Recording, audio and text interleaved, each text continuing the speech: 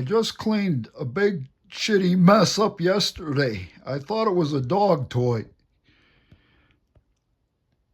My first thought it was a pillow, and I saw a dog toy nearby. No, it was a pillow. A Walmart pillow makes a big mess. That's the bastard that did it.